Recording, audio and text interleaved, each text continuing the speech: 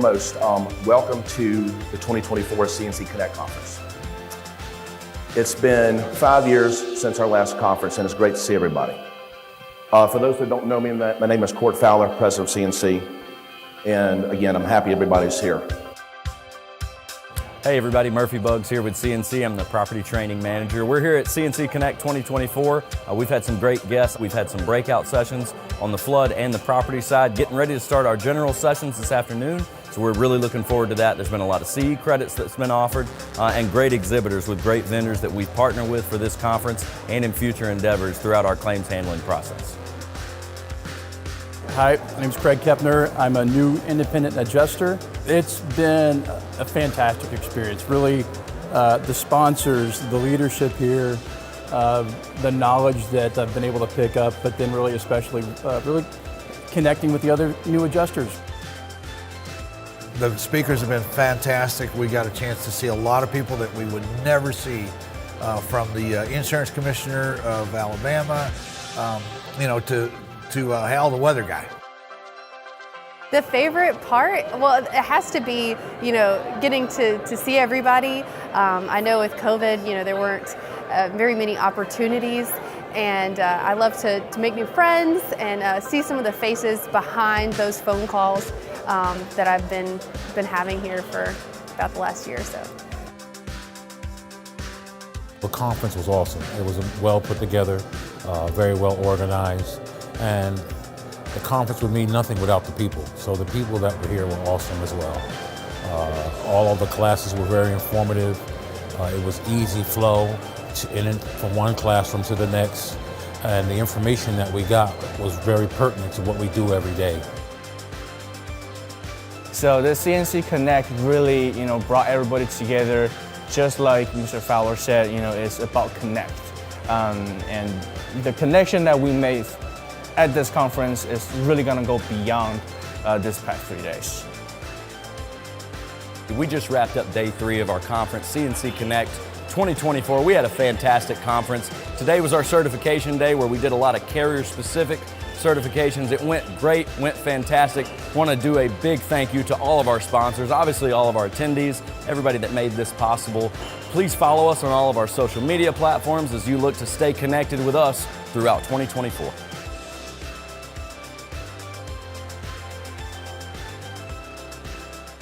I've worked with CNC since 2008 at Hurricane Ike. I've done, I believe, 7 or 8 hurricane deployments with them. My experience with CNC has been nothing short of amazing. Anytime CNC asks me if I'm available, I always say yes. They are my #1 choice anytime I'm going to be deploying for a major event. They are trustworthy. I love working with them. I've been working on Hurricane Ian flood claims for the last 6 days. This is my first year working for CNC, and it's been a great experience. I've had so much support and so much training through so many different people at the company. If there's one person who can't help me right away, they'll get me to somebody who can, and that's been the main reason why I've wanted to stick with CNC this year, is because of the amount of support that they've provided, and they're really helping me excel.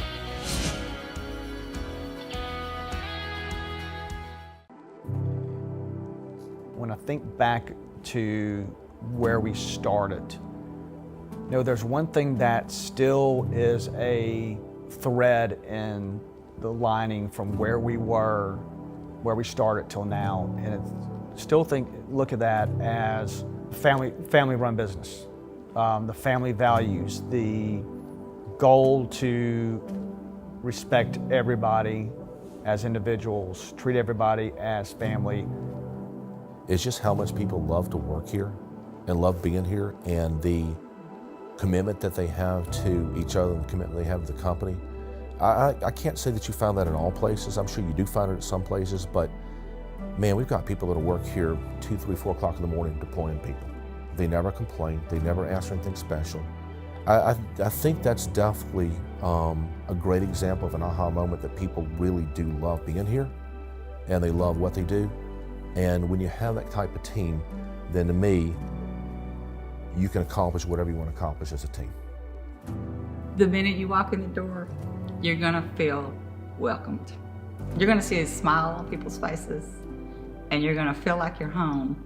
I have for 17 years now. I have had that feeling from day one, and I still have that feeling. It's the family atmosphere. I mean, you're going to hear that from everybody that's here. It's the family atmosphere. It's being a part of something, and having the opportunity to grow. It's all about what you want to put into it.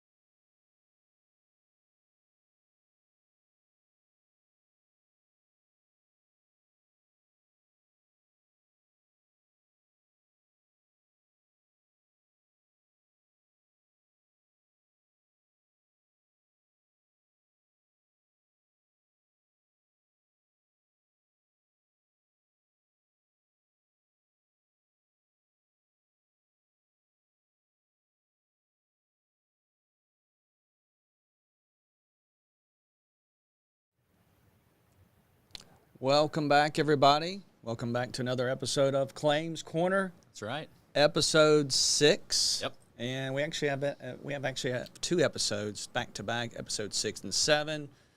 Going to cover the same topic that both those episodes will cover, which was fun burning things. A lot of fun, actually. Light It Up was the name of the episode. So it was fun going out there and actually burning stuff and getting out on site and experiencing the different things that we got to burn. And we don't want to give too much information coming into our recording here, but it was we just had a lot of fun. And I do want to give a couple of shout outs, because it was an undertaking to put all this together, to organize it all, to get everybody out there, to set everything up, to burn a bunch of things, which was probably the best part of the whole process. And then, actually, I don't know if that was the best part of the whole process, really, was seeing the effects of afterwards of different burns and different patterns and things like that. But I definitely want to give a couple of shout-outs, first of all. I want to give a shout-out to Julie here. And I know she's probably like, yeah, thanks for getting the shout-out, because she helped organize all this. She got everybody together, brought them all together, and we even had to make some changes because Mother Nature came in and said, no, we're not doing it today. That's right. But she was, very instrumental in setting all this up. And then she also even volunteered her own property for us to go out and burn things on. So that was fun. That was fun to actually watch all the farm animals run around. And got to give a shout out to Jeremiah and Blue Leopard for what they did, because I know we had it, like I said, we threw those up together one day, and then you had to edit everything, and I'm not sure, I haven't watched the video yet, or the recording. I'm not sure if all the farm animals that were running around had if you can still hear them in the background, but that was actually a lot of fun. So there's some. Yeah. Okay, well, good. So, and then also, the volunteer fire department, Tanner Williams Volunteer Fire Department, Barry and Mark. I want to make sure I get that name right again. Mark, right. Barry and Mark, who were actually very instrumental in keeping the rest of Mobile County from burning down. That's right. I just got to say, because some of these things you'll see on these videos in this episode and next week's episode, or in 2 weeks, the 2 episodes, these fires got out of control fast. Yeah, I got a little nervous. I'm not ashamed to say it. Yeah, you were just thinking a little bit here and there, right. And then we were like, oh, that's gonna be kind of controlled. And all of a sudden, you're like, wait a minute. Yeah. And if those guys weren't there with their truck and their hose and everything, we would have been maybe some trouble. So. And also Mike for changing his flight plans. Oh, absolutely. Yeah. Because he came in from Tampa. Yeah. So. He came out. That was greatly appreciated. So, all right. So I think we have a little bit of housekeeping. We do. Anything? Any rules? Do we need? I don't know if it's so much rules. Yeah, but we do have some housekeeping things we want to. I have one rule. Go ahead. No burning anything in here. No. Yeah. We obviously want to put a disclaimer, which we will mention right before we get started. A couple things though. We mention this each week. Obviously, we appreciate everybody tuning in. If you will subscribe, hit the bell icon on our YouTube channel so you get notified anytime we go live and or post new content. That's important for us, obviously, because it allows us to reach more people, and important for you, too. That way you stay connected with us as we continue throughout our Claims Corner journey and so on and so forth.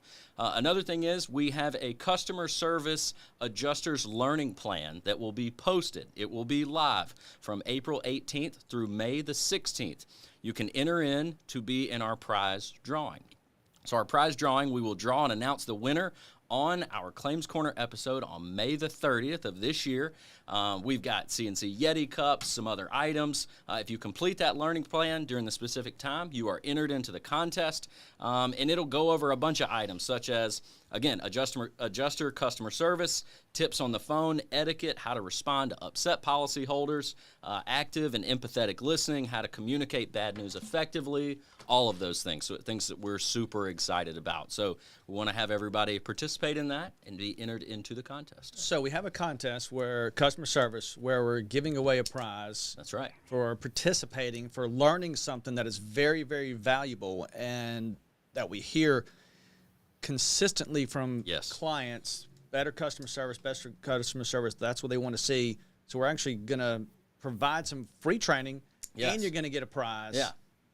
And that's why we're promoting it. Yeah. Can I participate? You can. I'm going to participate. And I think it's a great learning path. This customer service is a great learning path because it's the foundation of a claim. Absolutely. It is. If you're not providing quality customer service, then that claim can just go south really quick. And you know, it's a think I think it's yourself. exciting. Am I the Chick-fil-A of adjusting? Yep. You know, That's what am you I wanna going to be. provide that customer service and speed and process and quality every single time? But anyway, right. well, I don't want to get off track though. We may want to do another episode on quality customer service. Yeah, I don't know. we might want to do that. So without further ado, we'll Wait a go minute. ahead and jump. Oh, do you But want to? we have disclaimer. We do have a disclaimer. We got to throw this disclaimer out there. Yeah, because we when have you to see say this, it. you're gonna be like, oh yeah, we need a disclaimer. Yeah, so obviously we want to say this first. Please don't try any of this at home. This was in a controlled environment with professionals on site, obviously from the fire department, and Mike Grubowski, who you'll see here shortly from SDII Global, fire investigator, lead senior fire investigator from them. So again, please don't try any of this at home. This was in a controlled environment. We look forward to showing this to you. Let's go ahead and jump into part one.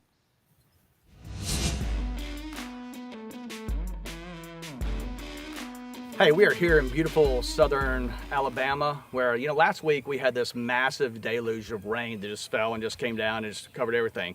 Last week, Mother Nature had some different plans for us. We were planning on doing a controlled burn, coming out here, testing some items, burning some stuff. Well, luckily, we have some great weather here today to allow us to do some controlled burns. We're going to actually burn some personal property items, some building items. We're going to test some accelerants. We're going to talk about fire safety. We got a great event going on, or great burns going on here today. So we have a lot of stuff going on. So welcome to Claims Corner. With me today, I'm Craig Fowler.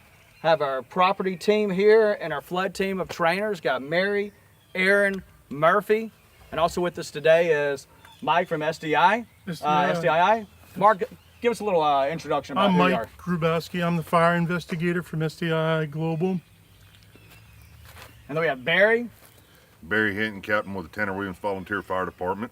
And then we have Mike, AKA Chris. I'm just one of the volunteers for the local fire department. So out here today, we're gonna all these gentlemen out here to help us control these fires and watch these fires and make sure we don't do anything that we should not do. We're gonna, like I said, we're gonna test some accelerants. We're gonna burn a few things, and we're gonna really talk about what to expect, what to look for as an adjuster as you're out there, what an engineer should be looking for, and then really hit some high points on fire safety as well. We got 2 episodes coming to you in the next couple of weeks, so we look forward to y'all joining us here on Claims Corner, and we're gonna start burning some stuff. Good afternoon, everyone. My name is Mike Grubowski. I am the senior fire investigator with SDII Global. And today we're going to talk about some accelerants and what you might look at if you're out at a fire scene and what you might see. We're going to pour some different chemicals on these carpets and rugs just so we can look at some burn patterns and how each one burns. They'll all burn a little bit differently. They'll smoke a little bit differently, and they have different characteristics that you should probably just know about. The reason we're pouring them on the rugs is if we poured them on the ground and lit them, it probably wouldn't work as well because they would absorb into the ground and the earth, and because floor coverings are what you would normally find in a house. So we'll be able to show some patterns, hopefully, if everything goes the way we want it. So we're going to start with the most common thing that, and the most accessible thing, which is probably gasoline. And I'm just going to pour some lines and we'll ignite them.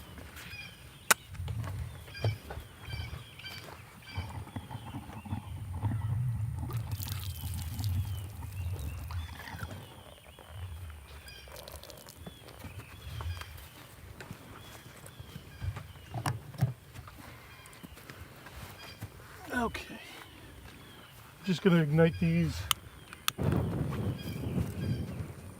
and see how they burn.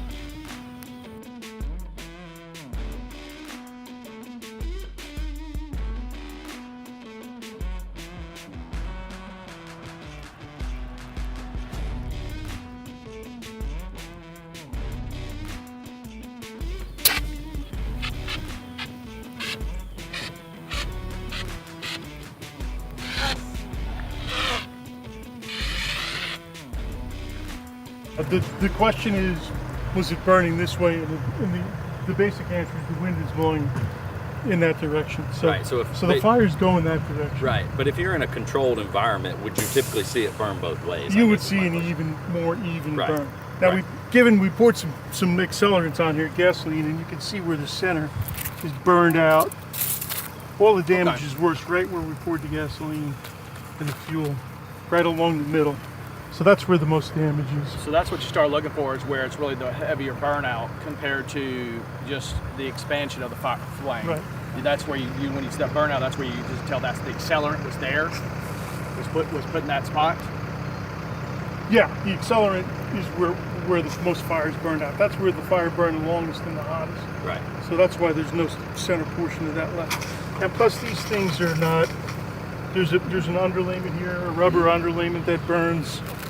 So I can flip this one over for you. So as an adjuster who's going to come out here and investigate this after the fact, when is a good time? I know we still have this fire still going, smoldering, but when's a good time for an adjuster to step foot into that property and start investigating? And also, when they see this type of pattern, immediately contact an engineer or a fire inspector and go from there. Don't touch anything and kind of move from there. Definitely, you want to go in if you see something that you think is unusual or that is out of the ordinary or doesn't really jive with what people are telling you, then you need to call somebody to come in and give you some help and see if you can figure out exactly what happened and how the things got ignited. It's probably best not to touch anything and not even do what I just did, because you're gonna want to leave it in case we need to collect samples or do other things to determine the cause of the fire. Now I have a question about that, like as an adjuster too. Is there certain things they should do prior to you getting out there that will help you gather information? I know the biggest thing is don't touch it, don't move it, things like that, but is there certain information or observations they can gather before an engineer can actually get on site? You should probably speak to the homeowner or the insured, find out who was there, the day it happened, the time, who called the fire department, if the fire department even responded. Right. Some of our fraudulent claims, we see that people don't even call the fire department. They'll start a small fire, put it out themselves, inflate the damage values, and that's how they get around any documentation of how the scene was. If you call the fire department, they're writing a report and they're going to document the time and date they were there. Right, such as like a police report. Gotcha. Correct. Okay, gotcha. So you should try and get that information in the incident number before you. Right, before you actually engage the So fire inspector. how soon after a fire should somebody like SDII Investigator come out? What's the best? The sooner, if you think you have a problem or a fire that may be some unusual, the sooner the better. Obviously, this is going to deteriorate, daily. If you walk through it and then two more people walk through it behind you, and you call a guy in to estimate the damage, he's going to walk through it, and then it's going to be trashed by the time the fire expert gets here. See, if I just start walking through it now, it just destroys all the evidence. And then if 10 more people walk through it, it's going to change how it looks from when you first saw it when you got there and no one else saw it. Yeah, I do have a question about the fire, and from a previous webinar we had talked about this, where you see the white areas, like the white hot areas. Does that help indicate where it started, or is that just a characteristic of a gas fire? It's a pattern. The white in here now is from that dry chemical extinguisher you used to put it out. But if you get white on drywall, it's called calcination, and that's where the moisture in the drywall is actually burned out of the drywall. It's got so hot that it calcinated the drywall and there's no moisture. And that's a fire pattern. It could be indicative of to where the fire started. It's always a possibility. It's got to be looked at in the totality of all the other fire patterns before you can come to an answer. And once you start asking your insureds who was home, what they were doing, you're kind of establishing not only a timeline but a basis for their story. So if they tell you one thing, and then I get there 3 days later and they tell me they weren't home, and they told you they were home, then there's different statements going on. So you're locking them into a statement basically. Right. So that they're not, they should be bound to tell you what actually happened. Right. So I have a question about the burn pattern specifically. So is there anything that an adjuster would look for to show, or to indicate that a chemical accelerant was used versus something that was more natural causes? Sure. You'll see irregularly shaped fire patterns on a carpet or on a floor. Like, not everyone has carpet in their house, obviously. There's hardwood floors, and vinyl and laminates and Right. things. But if you start seeing irregularly shaped fire patterns, that could be an indication that an accelerant was Right. used. Some plastics, when they melt and they pool and they burn, will give you a false pattern like that. But when you're interviewing people, you ask them, was there a plastic chair here? Was there a, a plastic table or something? Right. And you'll be able to tell. It won't completely burn away. Right. Yeah. You'll see pooled plastic, but ideally, an irregularly shaped pattern would be indicative of accelerants. Something like a straight line. That's what I was going to say. Yeah.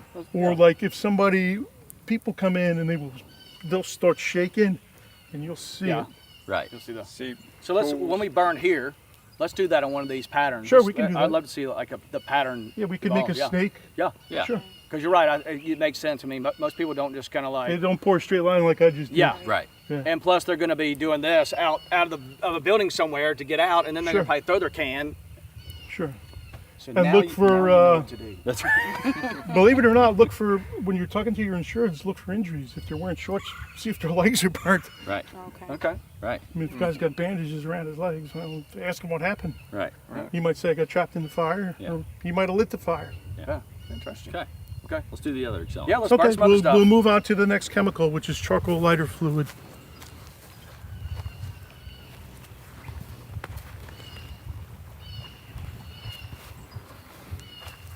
Kingsford Edge.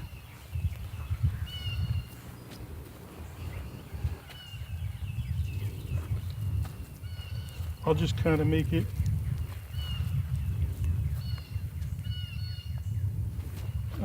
and I'll puddle it right here.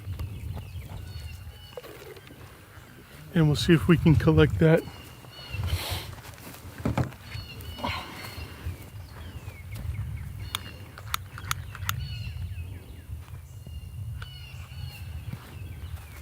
Now the wind's going in the other direction.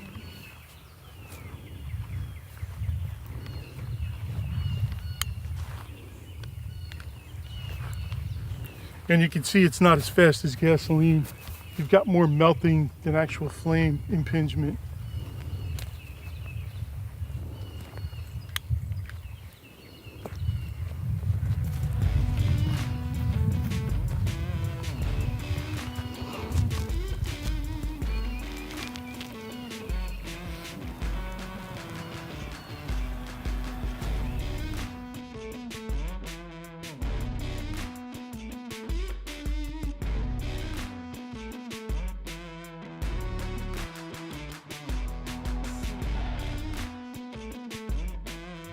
Okay, so this fire pattern was created by charcoal lighter fluid, and I pooled some here in a circular pattern, but you could see the rest of it goes back out. Some of the fuel actually floated on top of this right here, because you can see the fiber's still intact, but it's burned in a ring around it, where that's kind of a telltale sign where it's burned through, and it's kind of irregular.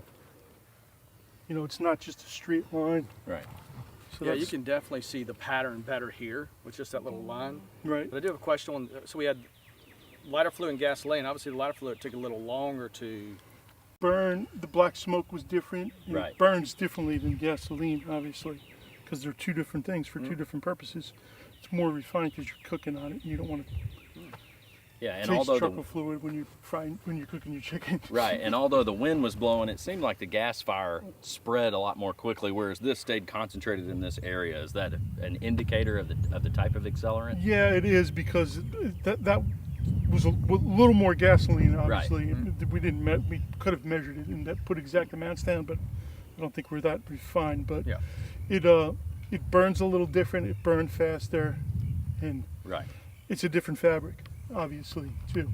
So which one actually causes more smoke damage out of these two that we've done so far? It looks like the gas. Probably the gasoline. Yeah. You're gonna get a lot more smoke out of that. See, when they started making carpet a long time ago, it was made out of things like cotton and natural fibers. After like the 1970s, this stuff is like rayon, nylon, so it lasts a lot longer. Right. But in a fire, it burns differently. Good chemicals. Yeah. They're all chemicals, right? Yeah. Yeah. So as technology has evolved, it changes how things burn. Yeah. If a fire is more directional the entire time it burns, would you see a lot of damage to the items that are not within the path, either by smoke damage or? Well, in a confined room, you're going to get smoke damage no matter what. Right, on walls It's just and things apparent. like that, yeah. It's going to, as the fire develops, the heat and the products of combustion are going to rise to the ceiling, and you're going to get a thermal layer at ceiling level. Right. And as it gets more severe, the thermal layer is going to lower in the room as it burns. So everything will be affected. But fire-wise, if the fire is over here, a couch over here will have a directional burn to it. You know, the couch might be where you are, but the back of the couch may be unburned, but the cushions in the front will be affected by the travel of the fire. Right. And that's how you can kind of, that's one of the things we look at to determine where in the room the fire might have started. All right, let's burn some more stuff. Okay, we'll move on to Fun. the next one, which is... So as we're, so that actually the next one's behind you. I moved it just because it Oh, okay. Got it right here. I don't want it to. So obviously we're going down a pattern of accelerants here. Right. Different. Is there a reason why we're doing this in these stages? Are we going from a more flammable accelerant down to a lower one, or Just random, Just right? random. now. Okay, Yeah. okay. These are just random things that probably all of us have in our house or our garage. We all have gas can for the mower or the weed eater.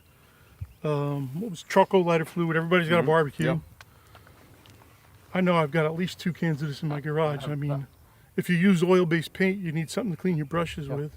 So, I mean, all right, let's pour it. we'll get to this one's mineral spirits, and then we'll try another one.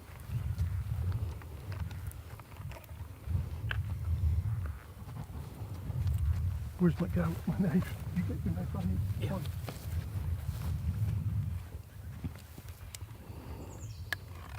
Kind of hard to bring the knife on the plane without a gun. I reckon so. They usually don't like that. Okay.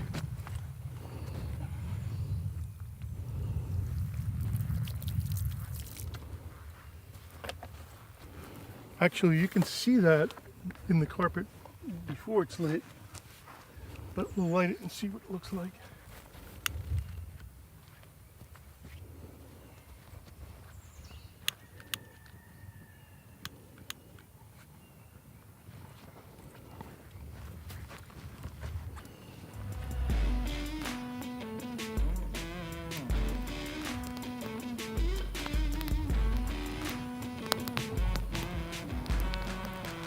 Okay, you can put that one up.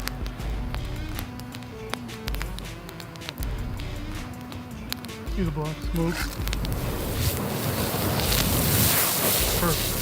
Thank you. Okay, we didn't let that one burn quite as long because it was burning into the other side. The wind's kind of pushing it a little bit. But if we come back, we can, you can kind of see the outline of where it burned right down the middle, where it was poured. Yeah, but besides the outline where it burned, where it's poured, I also noticed when you were lighting it, you hit here, here, and here, and you can really see that extra charge. So you can kind of, that gives another sign, which I didn't pay attention to this one here until you watch you do a little closer, where somebody started. Oh yeah, you can see where they actually started. So that's another way to look at it. You can see where it burned longer, and as it burned down to this direction, it's less. But it's got the fabric is burned away. The backing is all that's left down the middle of where the pour was.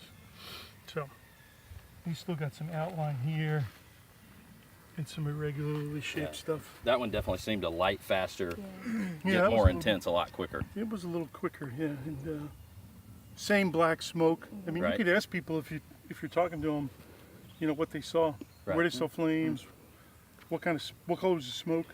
Right. If they're telling you it was white smoke, and we just burned 3 things, and they're all black so far. Right. Yeah. We know that maybe it wasn't. You could rule out those 3. So in a more natural fire, to Craig's point, you would see the concentrated burn right there, like where it started, and then the residual effects afterwards, correct? Sure, it lessens in Right, severity as you go moving along. away from, moving away from the epicenter of the event. And like you said, you have this little outline here. Looks like the carbon's intact. What causes this little outline here versus, I mean, it looks like the fibers are intact here, but we know you put your pour down here. What's kind of causing that? Some of that fuel is just kind of absorbed seeping. in. Okay. Yeah, Okay. And it's burning around that. That's why it's kind of interesting because this is intact pretty much right here. Right. Yeah. With fiber.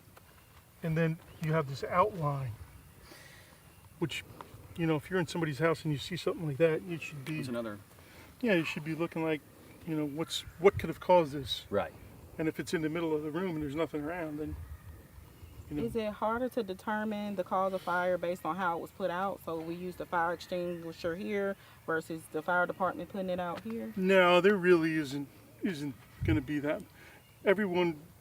Lay people are under the impression that everything burns completely away, and that's not true. Right. Even if when we burn that chair later on, you'll see the cushions will burn, but if it's got an oak base, you're not burning that completely away. Right. In a structure fire, there's going to be some remnants that we can put back together and tell where it was. Yeah, everything even doesn't from just go to ash. Yeah. From the Right. 4 things in the corner where the feet of the chair touched, you'll be able to put the chair back where it was before the fire started.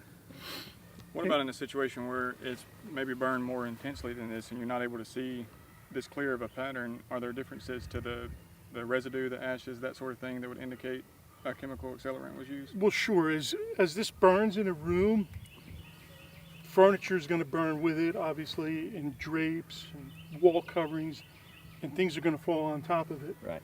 We're going to have to dig it out to get to the floor. Right. And that's when you should discover something like this. As things fall, it kind of will cover it up. Yeah. And it might protect it a little bit. But Yeah. it's still burning. Gotcha.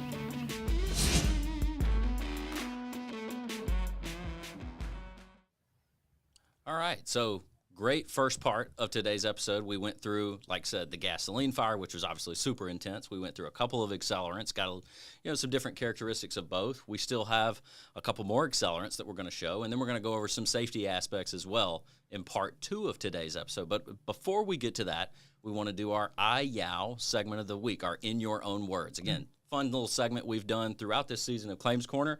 We'll go ahead and jump into today's question as well. So this In Your Own Words segment is brought to you by Blue Leopard Agency, a marketing agency that's redefining success in the digital age. Visit blueleopardagency.com today to discover how they can tailor a marketing plan that's as unique as your brand.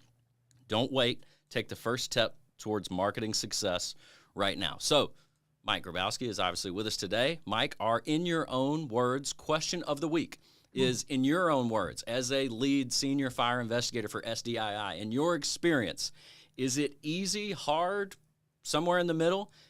When you get out to a property, is it easy to tell if it was done intentionally or in incendiary form or accidental? What are your thoughts? Sure. Obviously, each one of these claims is a different thing, but usually people make some basic mistakes, and some of them are really easy to determine that they're intentionally set. There's usually, I've found containers of accelerants left behind by people. I've found fire sets in more than one place. And then some of the other ones, you actually have to search and dig out and do some scene recreation and take some samples to verify your results. In that way, you can find out if it was an intentionally set fire or not. Yeah, so sometimes it is a lot easier than other times, right? Maybe sometimes Right. it's a better job of doing it. Yeah. I guess you could say it kind of that way, but yeah. Did you? Yeah. Did you hide the evidence? Anyway, no, we're We don't not. do that, yeah. We're not saying anybody does it intentionally, just from a fire investigator's point of view.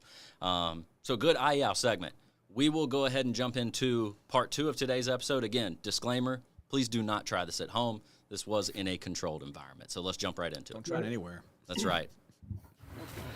Okay, pass it on.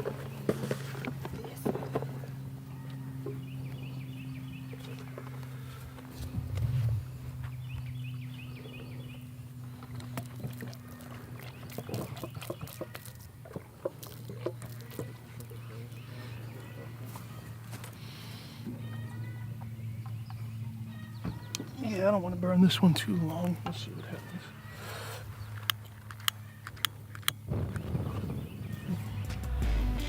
That was a little bit quicker. I put a bit on.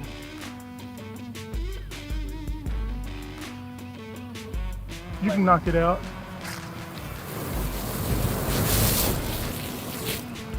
Okay. It looks a little different than the other ones. Yeah. It's down to the matting of the carpet, but you still have that irregular edge on there. Well, and that one too, the biggest observation was the difference in the color of smoke too. Yeah. Right, and how quick it took off. Exactly. Take it off quick. Yeah. These took a little bit more time to get to that intensity, whereas this one did not take long.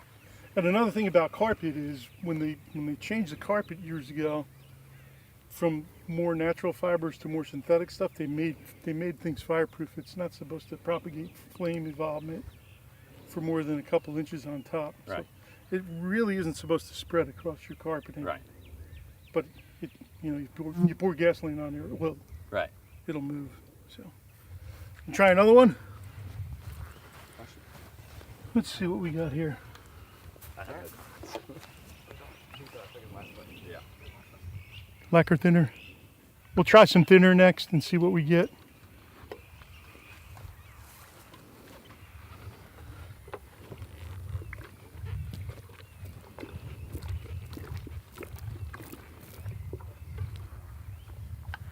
I made this one a little bit messier than the other ones, just to see what it'll do.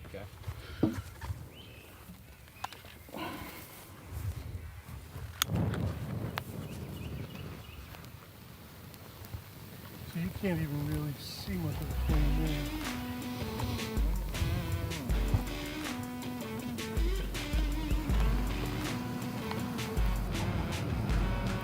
All right, I think we can check that out. Watch yourself. Look behind you. Thank you. I think that's a better example, actually. Yeah, that one was very quick. Yeah, that one was These very you had quick. to light in a couple different places. That one, it was almost immediate. Yeah, and you've got, now you can see how irregular the pattern is on the floor. Right. Yeah, or in the carpet. So would that pattern help determine if someone possibly caused it on purpose, or? You can determine if accelerants were used. Okay. But you'll have to take samples to confirm it. You could use strictly your opinion, but everything has to be done scientifically, especially if you're going to accuse somebody of setting their house on fire. So what kind of test are you using to determine Well, it? if I were coming to this and I saw this, I would cut this. I would get a clean razor knife and I would cut like maybe a square that big, a 1 foot square, and I'd roll it up and stick it in an evidence container, and I'd send it to a certified laboratory and have them tested for accelerants or the presence of ignitable liquids. Yeah. I have a question too, or really an observation. You know, these fires look like the backing stayed in place. Some of the ones here, the backing almost cracked and it went all the way through. Is that typically because of that type of accelerant, or how quickly it burned? What would make it do that? That it would go all the way through the matting? It's a little bit of all. Right. I mean, it burned a little bit longer and it's accelerated. Right. And there's no underlayment. Right. You know, there's no, normally you'd have a subfloor. Yeah, some type of carpet pad or a pad, right, that would absorb. And if you were going to sample this and you took that 1 foot square, I would take the padding underneath as well, because whatever soaked through is still in that padding. Right. And that padding is probably intact in one piece and not burnt. I was about to say, yeah. What characteristics would you see of the padding? Would it just be soaked, or would you see the burn go all the way through sometimes? Like here, it wouldn't go all the way through. Right. But you see these cracks? Right. There's cracks in it, so whatever was poured will be absorbed by the padding. Right. Okay. And then it's up to your lab to determine if it was accelerated or not. Right. I had a question about taking those samples. You know, how important is it to really contain that sample? Is it pretty easy to contaminate those samples from outside sources if not stored properly? It's like any other sample or piece of evidence. It's got to be properly collected, chain of custody, in sealed containers, and sent to a laboratory. And they'll do the same thing. Any bona fide certified laboratory will follow all your chain of custody procedures. And do you have to keep it in like a controlled environment too? Like obviously not like in the back of your truck where it's hot. I mean, does that obviously help too? Yeah. Yeah. Obviously, I have to throw it in the truck to get it to. Right. Sure. To get it to where I can box it up. Right. And send it via bonded carrier to the lab. It's got to go like UPS or United States Postal. Sure. Somebody that is a bonded carrier. And then, you know, when they open it on the other end, they're going to do the same thing. Right. They're going to take care that it's properly stored and sealed. Okay. Last one. Last one. Lisa did last two, just form them together. Oh, was it last two? Form together, side by side? Let's do one side by side, yeah. I don't even know if these are going to burn. Oh, one's already open. Yeah, Mark opened it for me. So we have 2-stroke oil, just your standard, and fuel stabilizer, which probably has some alcohol and other stuff in it. So.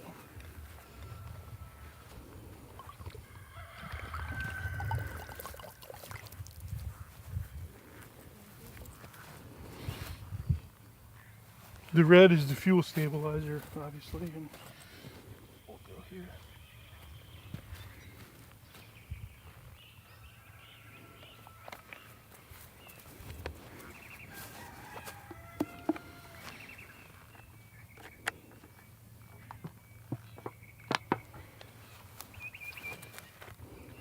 I'm going to try and ignite the oil first because I don't think it'll burn as well.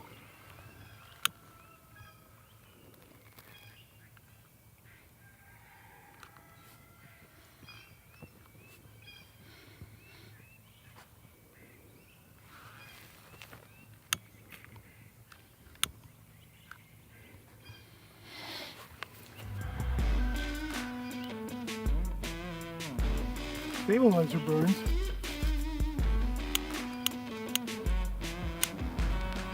Two-stroke oil doesn't burn so well.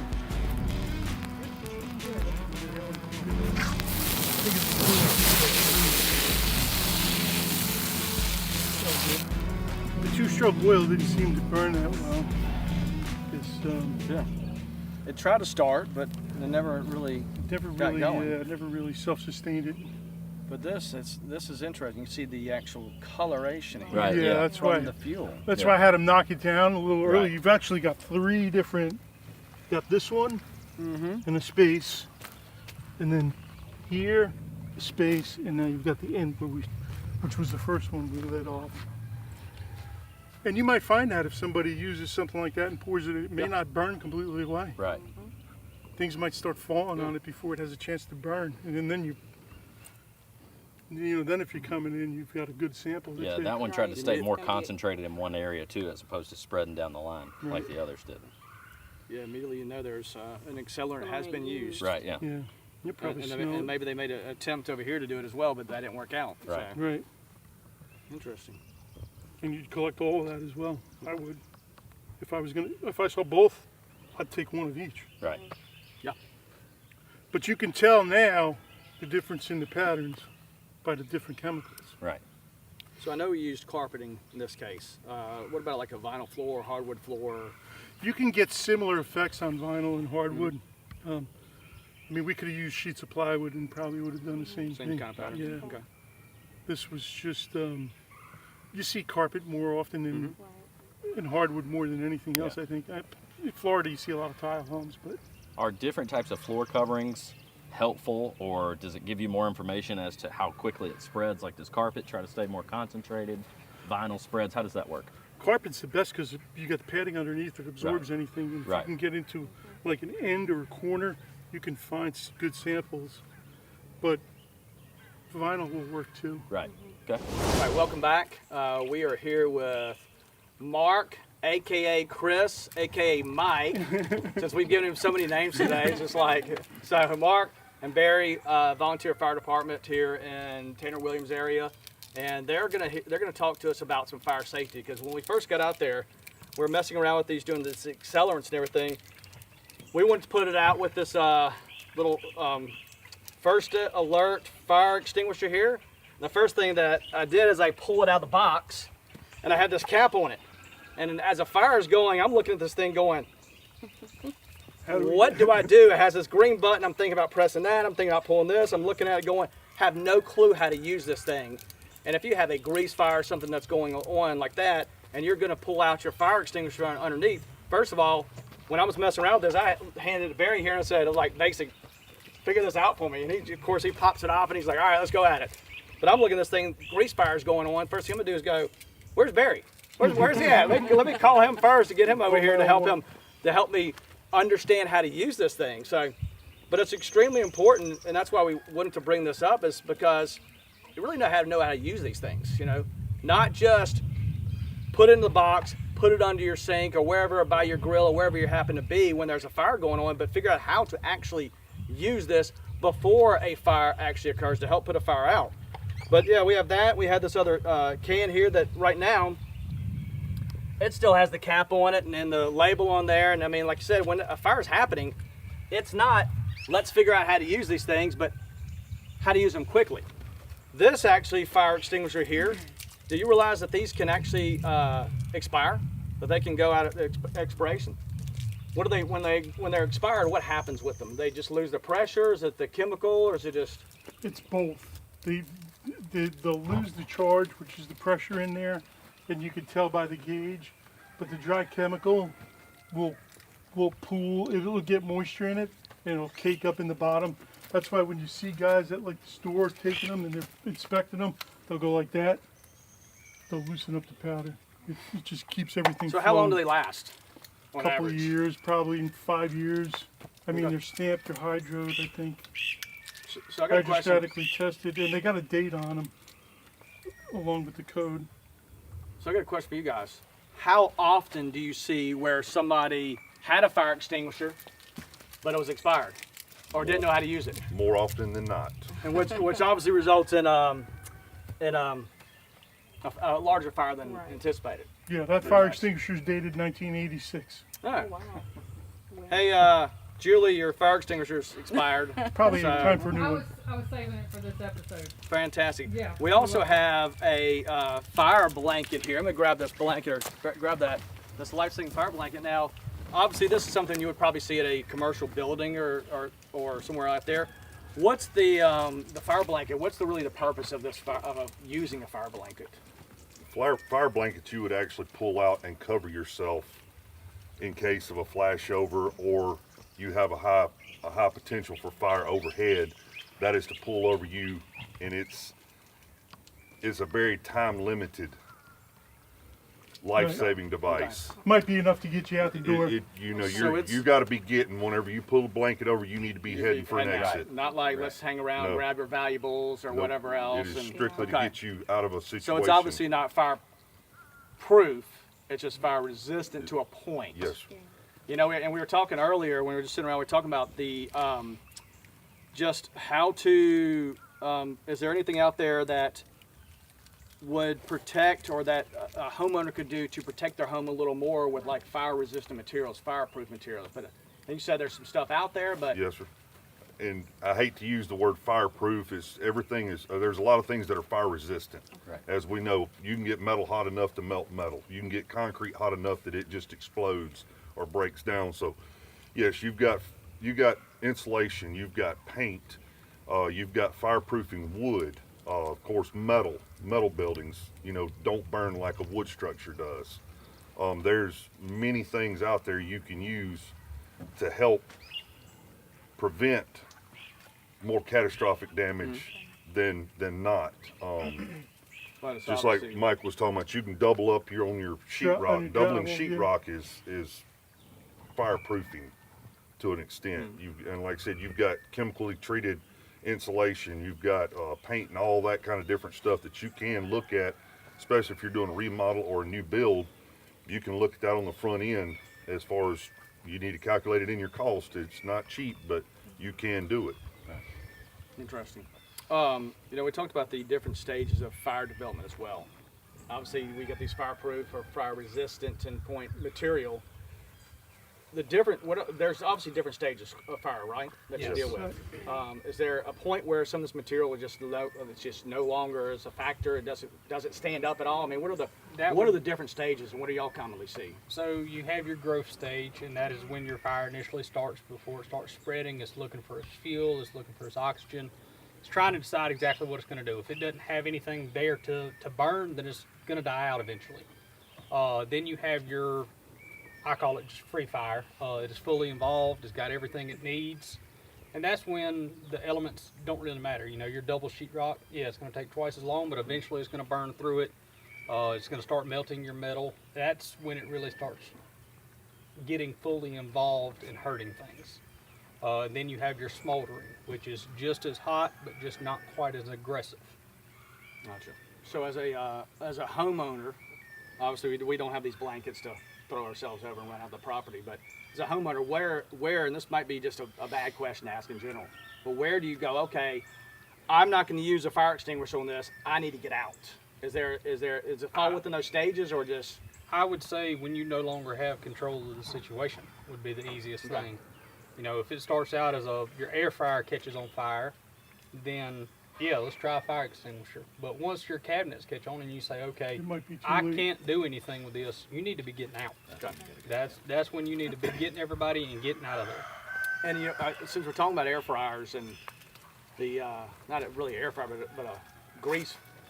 Hot grease fire and that stuff that happens in the kitchen, and you see on videos a lot on YouTube and TikTok and all those other sites out there where the first reaction is to grab the pot that's burning and throw it in the sink and turn water on it, but immediately it goes. And I know we've had this conversation earlier about this flame up. What should a homeowner do? Obviously not put water on it. What should they do? What are some points? Besides understanding how to use your fire extinguisher and grabbing that first, but I've always been told you suffocate grease fires. Put the lid on it. Yeah, you put a lid on it. First thing you try is put the lid on it. Okay. And turn the burner off. That's what I've always been told. So. Yeah, because we see that a lot where they just, the first reaction is water. Right. And obviously they see the water, we got the fire truck here and we've been putting out the accelerants over there with water and stuff. So I think that's just a mindset of people go, water puts out fire. And in this case, it actually causes it to expand, which causes more damage, and which could harm somebody in a point. So, I know we have some more questions to ask, and I don't want to be the one who's asking all the questions. No, that was all good stuff. I think safety is the biggest factor. You know, having the safety aspects in place, such as an active and a non-expired fire extinguisher, other fire preventative, materials, the fire blanket to help you get out of the house. I think all those are good tips.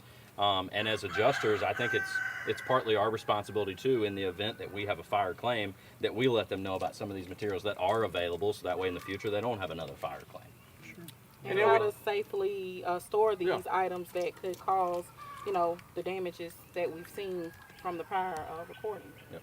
How can we? What's the best way to store we've got all the accelerants, and I know I just did a move, and I can tell you I probably boxed up at least 4 of these metal cans. 4 boxes of these metal cans, and then which I don't know where I accumulated. I had 6 propane tanks. So I have them all together in this one storage area right now. That's probably a really, really bad idea. You wouldn't want to store them in your attached garage, but maybe in a shed or a barn. So what's the best way to store these products? Consolidate them. Okay. Throw them away. Make sure the containers aren't rusted out. Sometimes. Is it better to have them separated out? I've got all mine together on a shelf in the garage, just like everybody else in America. But, you don't obviously want them near your gas appliances, near your water heater, your refrigerator that kicks on. Right. Especially with the caps off, they vent just like your fuel can. Sure. I would think you wouldn't want it anywhere near where a fire would start. Right. An electrical outlet. Electrical components, obviously not under your kitchen sink. Different things like that. You wouldn't want them stored near that. Yeah. So with these accelerants, we saw the burns, we saw the smoke. What elements cause the most damage? What do y'all usually see? What are the elements that cause the most damage? And I know you mentioned something about a stove fire just the other day. So usually the #1 fire in America is kitchen fire, cooking. Air fryers, stoves, grease, it all is the #1 cause. And then the second is your space heaters. Space heaters being plugged into power surge strips.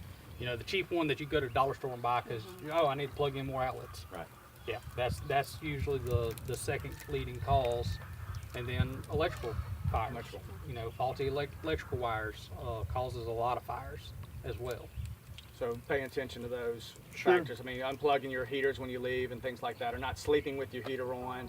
Or I know we're going to do an example right after this, for our next episode, we're going to do another burn example.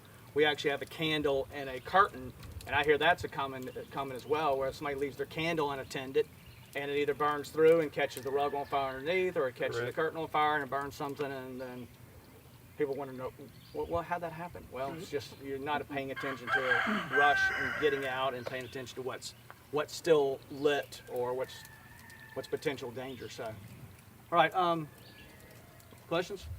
I'm good.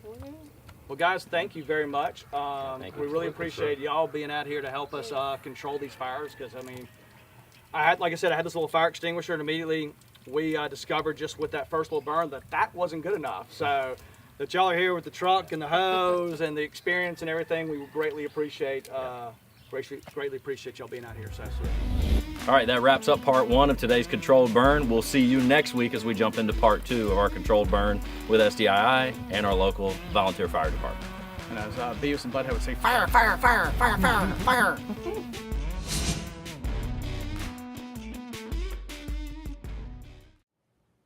All right, so fantastic episode. A lot of fun to do. Again, just part 1, really, of this episode. Part 2 of this episode, if you're more interested in the grease fires, candle fires, that does a lot more damage than what we showed today, that will be shown 2 weeks from now. So we are really excited about that episode as well. So big thanks to the people that were obviously involved. Mike Grubowski, obviously from SDII, he flew in from Tampa to be on site.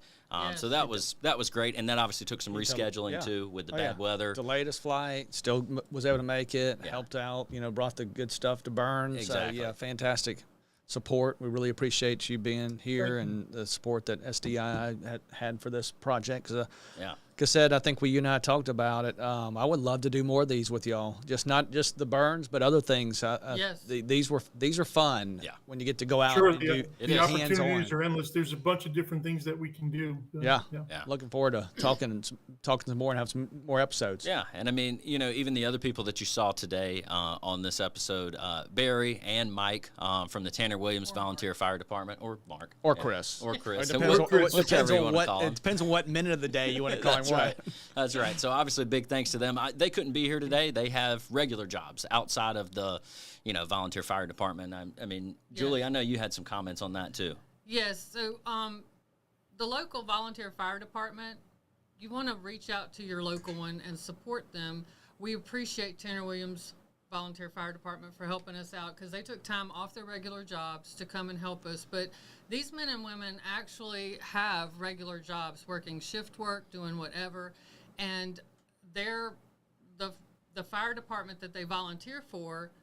There are certain things that they are not allowed to purchase, like waters and Gatorades and things like that for them. So if you can, reach out to your local fire department and see what they need and donate something. But we really appreciate them, because they work full-time jobs, have families, and when a fire happens in your community and you're out where the city fire department doesn't go, they're the ones that show up, and they're the ones that take care of you. So yeah, absolutely. And I didn't, when we were having that discussion, you hear volunteer fire department, I thought they just volunteer their time, but then having a more detailed discussion, down to like the refrigerator in the firehouse has to be donated. They cannot. There's no like state funding. I mean, they can do grants and things like that, but most of it's hard to get to. So when you start thinking about, there's like, okay, waters, Gatorades, weight equipment, this. I mean, the whole list of things. You're like, okay, they have to have that all donated. So if nobody's donating to them, then they don't have that. Right, and they're product. not allowed to. Some of them are not allowed. So check with your local fire department and see what their state or county or whatever regulations are and what they need, and see, maybe donate. reach out and donate and donate. provide. Yeah, find them, donate. Even if you're just donating your time to go help them clean up something, fix something, repair something. Absolutely. I mean, whatever. But if waters and Gatorades and whatever it is, weight equipment, donate. Yeah, and we actually put a link to their Facebook page in the chat too. Right. So obviously want to encourage everybody to give it a visit, share it. Family and friends, obviously they can use donations, as any local fire department could. Yes. And we're super thankful to them. Yeah, and you got to remember, fire is the number 2 cause of property damage in the United States. You got your hail and your wind, and then fire's right behind that. when you have a fire, it's usually pretty large. You're going to have smoke. You're going to have smoke damage. You're going to have water damage from, unfortunately, fire department sometimes when they come in, but you're going to have your burn marks and everything else. And so a lot of people don't normally have a fire, so they don't think about those things. But when you need it and they're there for you, you got to remember, hey, these are volunteers, especially if you're outside the city limits. Right. These are volunteers that came and helped out. Yep. So help give back before you need them. Yeah. Right, absolutely. Yeah. All right, so we got some questions, don't we? Where are we at on this? We do. We do Okay. have some questions in the chat. Quick hitters we will pose to Mike from SDII. So the first one is, if the cause of the fire is electrical, like if it's an electrical caused fire, would it lean more in terms of like the appearance of a gas fire or maybe something different? Well, electrical fires frequently share some of the similarities of accelerated fires because they move very rapidly. Right. You know, they're high heat initially and things get ignited. The difference is you should be able to determine an electrical fire once you get in there and start looking around at the scene and differentiate that from an accelerated fire. Yeah. All right. Okay. Good one. All right. So next one. Would you say that fatalities in fires are due mostly to inhaling the smoke as opposed to the actual fire itself? Yeah, that is true. Most fire fatalities are attributed to smoke inhalation and asphyxiation. But people normally don't burn in a fire. The smoke will have Will you cause succumb the long most, before the fire ever reaches you. Right. And that makes sense because based on watching us burn the carpet and the accelerants, I mean, some of those, they put out a lot of smoke. I mean, even just us standing there. Yeah. In And the so you're video, trying to, and you think you're in a house and you have a little kitchen fire or something. Well, all that smoke's going to make its way through that house. Yeah. And if you're trapped in there, it's not a No, it's not. Yeah, Good it's thing. not a good thing at all. Next question here. Who actually determines the cause of the fire? Is it the fire marshal that's on site? Is it the fire investigator like yourself? Who actually comes down to the determination of what actually caused it? It should be someone from the fire department. Typically, it should be somebody that is on a fire engine. In a paid fire department, it should be the captain of the engine company and the fire marshal from that department. Yeah. They should be able to determine the cause of the fire. Right. And if they can't, then you would likely hire a private fire investigator like myself to come in and figure out what actually happened. Yeah. So they'll come out, fire marshal, fire inspector looks at it, says, hey, I think this may be some accelerants involved. There's another cause. And that's when they'll they'll reach out to you all and have you all come out and take a look. Or do they make a determination down to, hey, we know this was gasoline involved? Are they making that determination then y'all certified or?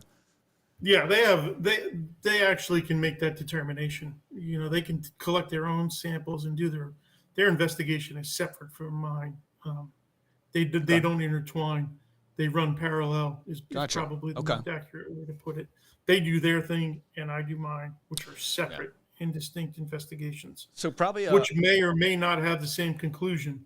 That was going to be my next question. Have you ever run into a situation where you don't have the same conclusion?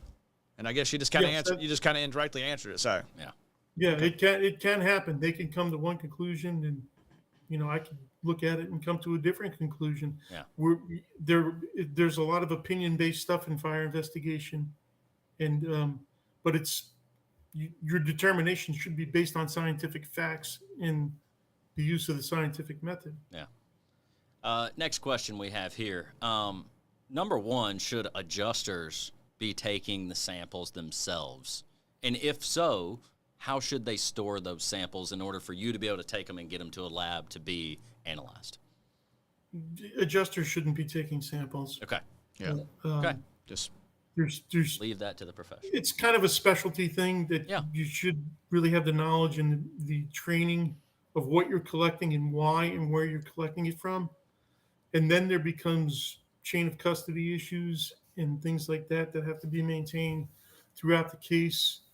If you're gonna pursue an arson case or try and accuse somebody of committing a crime, these steps have to be followed in a pretty specific way in order for the evidence to be usable. Right. And also, you know, obviously communicate with everybody involved in that investigation before you step foot out there as an adjuster, because you may step foot into in a situation where the evidence has not been collected yet, or there's still a little more investigation to be done. Yep. And you could go in there and spoil that evidence by just moving around or moving things inadvertently, not realizing that you are affecting that investigation at that time. Yeah.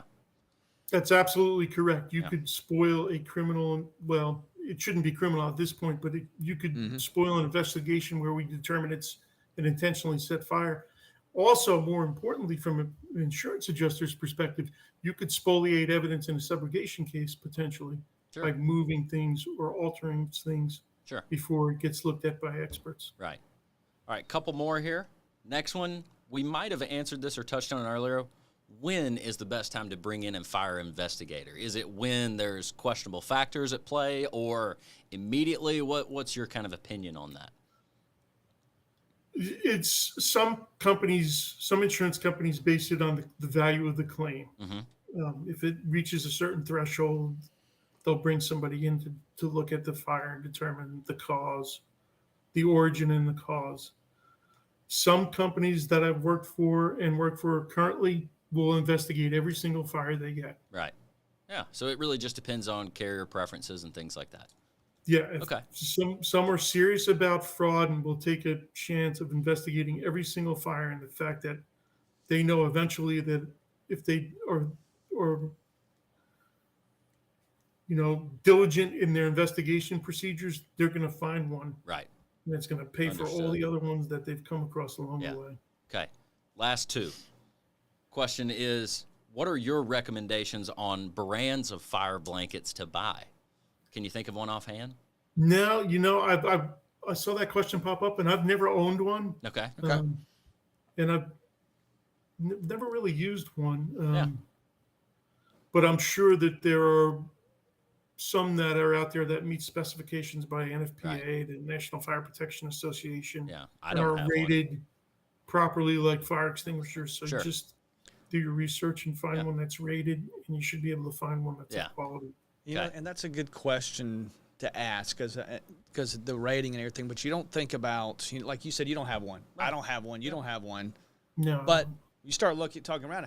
How many people actually have fire extinguishers in their homes? How many people actually have working smoke detectors? That's true. And there's so many. I mean, that's true. My smoke detector was going off the other day, and it kept beeping, beeping, beeping. Do you know what I did? I took it off the wall. That's probably a very bad idea. I need to get the batteries and put it back in, especially with what we saw in episode 2 and how quickly things can get out of hand. It's like, okay, I need that back. Yeah. But yeah, this fire extinguisher, and obviously I struggled using it in this episode. It was like, and I've seen it before, but it's like, pull it out and go, what do I do? And then, of course, need Barry to help me follow Barry around every time. I'm like, hey, I'm a cook, Barry, come over in case I burn my house down. Right, yeah. And that's not the ideal situation. Yeah. It's learning these items that you have, learning how to use them, and making sure that you do have your fire extinguishers handy, your smoke detectors on hand. And I know when these questions in here, I think it was joking, how many chickens or how many fire extinguishers do you have to have for 40 chickens?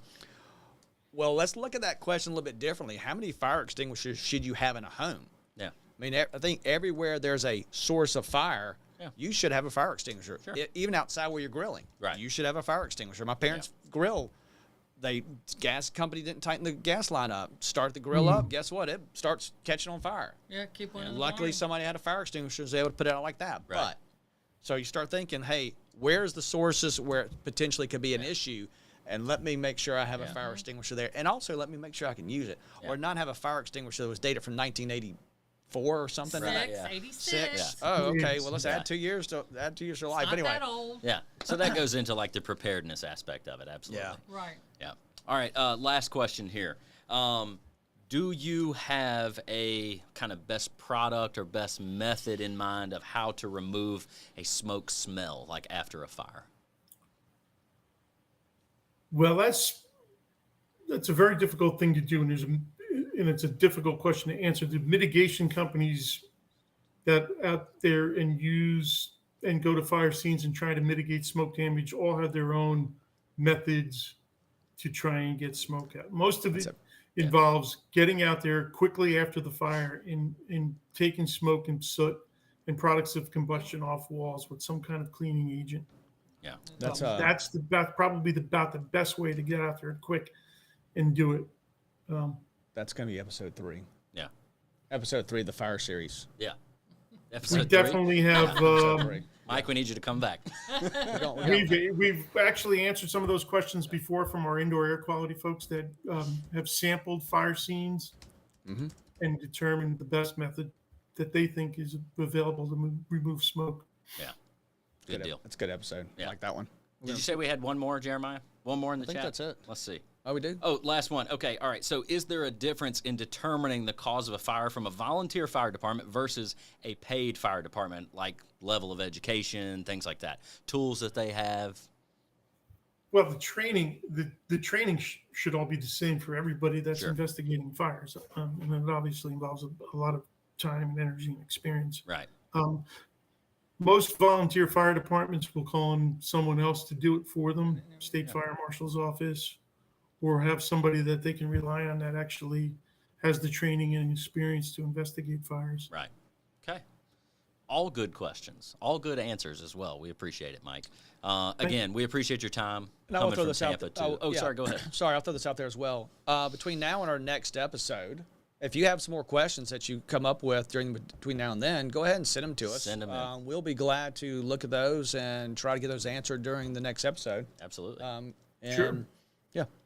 All right, go ahead. Sorry. Yeah, no, again, obviously we said it before, Mike, but again, huge thank you to you coming from Tampa to do this on site with us.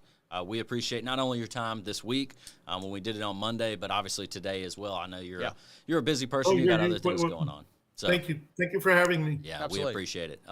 Big thank you as well to obviously Julie for hosting it. At the property, Julie's mother, who was also on site. She kept everything in check. She did. Right, Betty Carroll. Yeah. So, obviously, and huge Amber, your daughter too. She was like helping Absolutely. clean up stuff and keeping the chickens. Well, we could keep the chickens at bay, but Right. Yeah. It was a struggle, and I think you said. There was a question there that said 40 chickens or something. There's probably 1,000. No, there's only about 40. They're everywhere. Yeah. That's why you kept hearing them on the video. That's right. And big thanks to Jeremiah as well for filming it on site, having the equipment, being able to put all this together, even the stream you see today. The quick Thank you. editing. Thank you. Very It was quick, but it was a editing. fun one. Very quick editing. So the other again, one's gonna be cool too. Like And you know what? And I'm gonna throw this out there as well. I know we asked for questions for the next episode and stuff, but also if y'all have a episode or a topic you would like us to see us do, go out and send us an email. Let us know.